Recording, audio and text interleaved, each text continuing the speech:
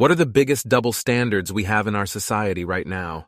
Hello, everyone. Be sure to write your opinion in the comments. Enjoy watching. Story 1. Even while managing your handicap creates challenges, if you do a good job of managing it, you won't be deemed disabled enough to be eligible for any social care support that you'll probably need to keep managing and have a fulfilling life. Story 2.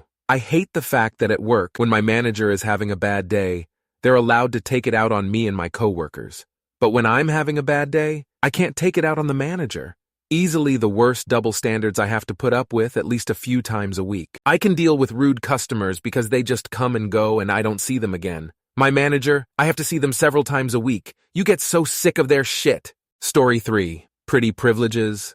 Sure, everyone wants to date someone hot, that's okay. But the way it affects career, and even how judges or doctors treat you is wild and nobody seems to care. Story 4. Rich people hiding their money and not paying taxes, be it illegal tax evasion or all the loopholes, and getting government subsidies, good business sense. Poor people getting a few extra dollars from social aid programs so they can survive. Useless leeches. Literally everything people do to get and stay rich is a scam somewhere. Story 5. There are companies screaming that they can't find good workers who are skilled, loyal, committed, work hard, and get stuff done. Now, be over 55 years old, with decades of a proven track record doing that work, and apply for that job.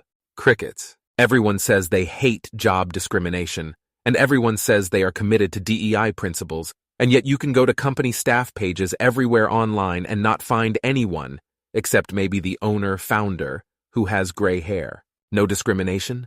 Age discrimination is epidemic, but there are no protections in place to guard against it.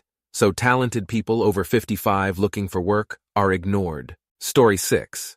Having enough to pay rent, but not enough to buy a house. Obviously, this is a bit reductive, but elaborated out, I think people get the gist.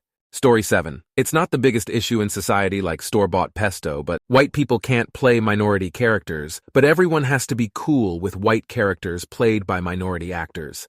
A white actress has to apologize for voice acting an Asian cartoon character, but Snow White being played by a tan-skinned actress isn't allowed to be irritating. Also, every race is supposed to be capitalized except white. I'm a pretty liberal white guy, but the double standards are irritating. Even understanding the reasons it's irritating. Story 8. The constant trashing of disabled people who are apparently just lazy and don't want to work. Meanwhile, employers would rather hire someone without a disability because it's cheaper than implementing reasonable adjustments, and easier than covering for sick leave and doctors/hospital appointments. I developed a chronic illness about 5 years ago. Ever since, I can't be honest about my symptoms without people assuming I'm just not trying hard enough. It hurts so much, because every day I give every ounce of effort I possibly could. I love working, and personally I see it as pain management. I deal with chronic pain on a daily basis, and being kept busy with work often distracts me from my pain. Since 2019, I've had 5 different jobs. I lost 2 jobs due to my illness, and nearly lost 2 others as a result of taking too much sick leave. My current job has been the most understanding about my poor health, but I'm constantly terrified anytime I need to take time off sick. Story 9, rule for thee but not for me. Too many people wanting to argue religious rules need to be in place BC, it's decent, or how it should be, but also don't want to follow the same set of rules when it comes to them BC. I actually cannot wrap my head around it TBH. Story 10. Men get praised for multiple partners and women are shamed. On the other side, women demand equality of outcome under the guise of equality of opportunities. My husband was the last year of obligatory military service for his country. So I cringe when I hear women demanding to be treated like men. Like, have you seen how men are treated? Society will never let a woman stay down for long, but men are kicked while down. No thank you. I still cry when I watch Titanic and hear the man say, "There will be another boat for the daddies. This boat is for the mommies and children." Story 11. If a mother chooses to work, she is both not doing a good enough job as a mother and still expected to do most, if not all, the stay-at-home jobs. Juggling this makes her a good parent. If a father chooses to work, he is a provider, and that is where his responsibilities end as a good parent. Choosing to help with take on more stay-at-home work makes him not only a spectacular parent, but it also, by default, makes the mother, whether she works or stays at home, lazy. Basically, the only way someone can be called a great mother by society is to die for her kid, while for dads, it's as hard as being an actively helpful partner. Also, A single dad is a saint. But a single mom did something to deserve it. Should have kept her legs closed. Needs to just go back to him or find another man. And/or is going to be the one to blame if her child, usually a son, ends up in prison. Story 12. In my country, NZ, a lot of people think those who are on any kind of welfare assistance are lazy and stealing from taxpayers. Many of these same people think business owners who cheat on their taxes and hide their assets are clever and to be admired. Story 13. Men are expected to sit, listen, and empathize while their partner vents for hours about the same issue again and again and again, while never being allowed to suggest an easy solution that could solve the problem. Meanwhile, when a man vents, he gets accused of creating emotional labor and is told, "I'm not your therapist," while this same person then goes on social media to virtue signal about how men need to open up more and be more vulnerable.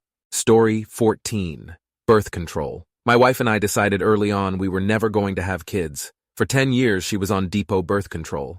They recommend coming off it after that period of time due to links to osteoporosis, so she did. Over the course of those 10 years, she told the nurses that she would like to have her tubes tied, as we didn't want to have children, and at every junction she was met with resistance in case she, or I, ever changed her mind. Once she came off birth control, I said if they weren't prepared to tie her tubes, I'd get a vasectomy. My arse barely grazed the chair of my GP's office and I was referred. No, what if you change your mind? No, your biological clock is ticking.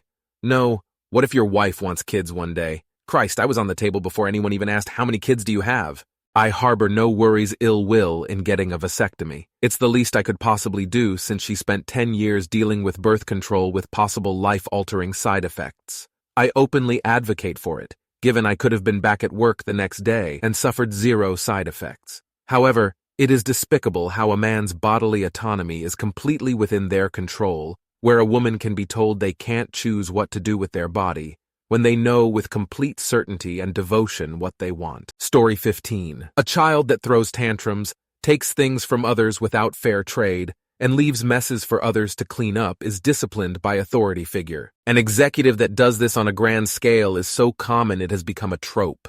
Story 16.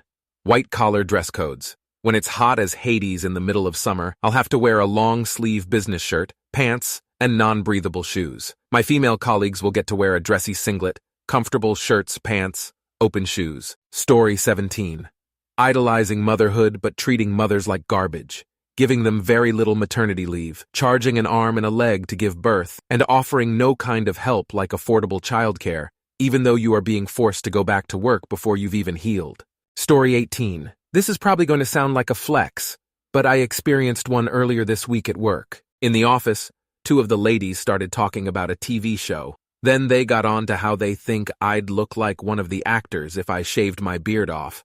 I've been quite heavily bearded all the while we've been working together. This goes on for a while. Then they're looking at pictures of this actor topless and saying what a good physique he has. The next thing I know, one of them is taking a photo of me to send to her friend to get her opinion. The other one is shouting, "Take your shirt off! Let's see if you look like him under there too!" And they're generally having a laugh together. To be really honest with you, I didn't mind it at all. It was a bit embarrassing, but I found it quite funny. But one of the other ladies did point out the massive double standard of what they were doing. I and another guy wouldn't dare think of doing the same to one of them. Story 19. I had to do hours of anti-corruption training when I took a job at a big agency. All the signs to look out for, report, and stop were exactly how our government operate. Don't accept lavish gifts. Have backdoor private conversations about policy, favorable contract assignments, closed-door negotiations, personal messaging to potential clients/bribers.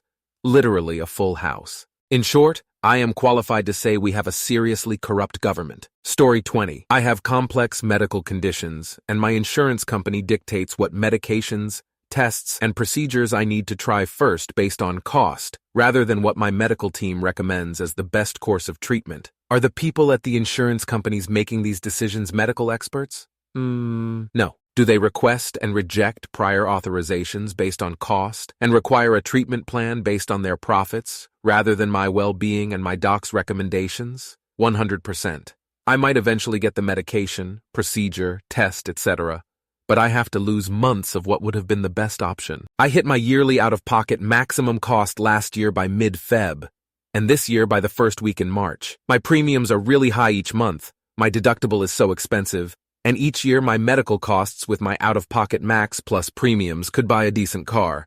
And of course, they go up every year. I do have costly meds, infusions, treatments, and sometimes surgeries and fantastic doctors, but I've noticed that the cost of an infusion might be $30K, but the negotiated rate the insurance company pays is around $7K. If I were uninsured or underinsured, I'd be paying based off the full amount. SMH. Story 21. If you don't work and you're poor, you're lazy. If you don't work and you're rich, you're enjoying your spoils and well-earned gains. Never mind that jobs aren't hiring right now, wages are stagnant anyhow, and our collective society is in a depressive slump. And is it any wonder that people don't work? Story 22. People love to be mental health advocates until it's the ugly parts of mental illness that they can't romanticize. Alternatively, the fact that it's become somewhat of a trend to claim mental illness in recent years doesn't help those people at all.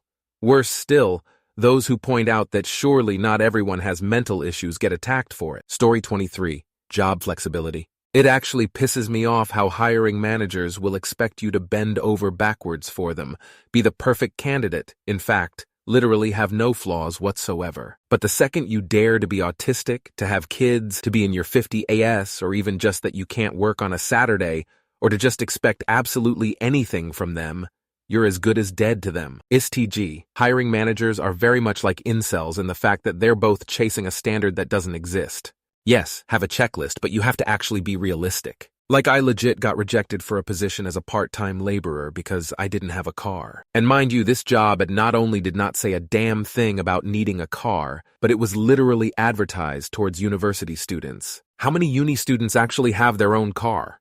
Apparently, if I don't have my own car, I somehow won't be able to suddenly change job sites. Sure, dude, because in 2024 we don't have multiple forms of public transport and even shit like Uber. Also, why TF would you be suddenly expected me to change job sites? I get that I'd have to move around, but if you're suddenly calling me and being like, yeah, you actually need to go here tomorrow at 8 a.m., instead of organizing it and saying something like, hey, do you think you could go to this site a week from now? That sounds like you're shit at your job, so why should I have to work around you being bad at your job? Needing help. If you need help, but on the outside you're a functional member of society, people will write you off and say that you're fine. But then when you do suddenly lose it and have a mental breakdown or whatever, suddenly you should have asked for help. Opinions being ignored due to age. Somehow, if you're too young or too old, you don't know what you're talking about. But if you're right in the middle, somehow you're right, and you know what you're talking about. Communication. Every shitty company and person will talk about how much they value clear and effective communication. But when you actually do it, say something like, the manager has been berating me, or I don't like when you make jokes about my height. They get pissy and defensive. Say shit like how you're overreacting or being difficult. Story 24. This reminds me of a video I saw somewhat recently. A guy was in a huge city, like LA or Miami, and asked girls if height matters. All of them said yes. He then put down a scale in front of them and told them to get on it, saying that weight matters. Just how angry they got and tried to argue so they didn't have to get on the scale really encapsulated just how ingrained hypocrisy is in our society.